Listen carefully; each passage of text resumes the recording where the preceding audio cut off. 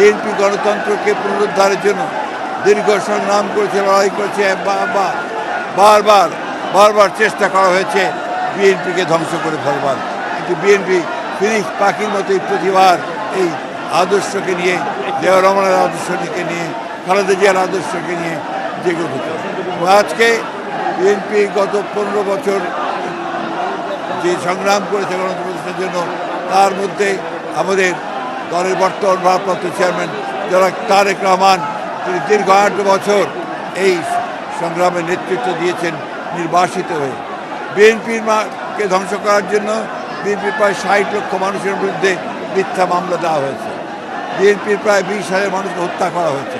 1700 নেতাকর্মীকে গুম করা হয়েছে, খুন করা হয়েছে, এবং একটা অবিশ্বাস্য রকমের একটা ফ্যাসিজম এখানে প্রতিষ্ঠা করা হয়েছিল। মূল লক্ষ্যই ছিল বিএনপিকে নিশ্চিহ্ন করা। আল্লাহর অশেষ রহমতে জনগণের আন্দোলনের মধ্য দিয়ে, ছাত্রদের আন্দোলনের মধ্য দিয়ে আমরা সেই ভয়াবহ হাসিনা থেকে মুক্ত হতে পেরেছি, ফ্যাসিবাদ থেকে মুক্ত হতে পেরেছি।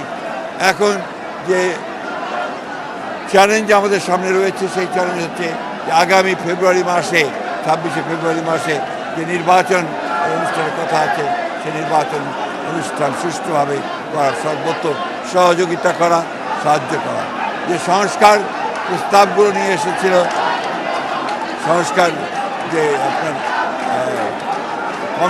কমিশনগুলো, সেই সংস্কারগুলো বিএনপি সর্বাত্মক সহযোগিতা করেছে, এবং বিএনপির 31 দফা কর্মসূচি প্রবর্তনের মধ্যে দিয়ে বাংলাদেশের রাজনীতিতে সম্পূর্ণ আমূল একটি পরিবর্তন বা আনার ব্যবস্থা করেছে।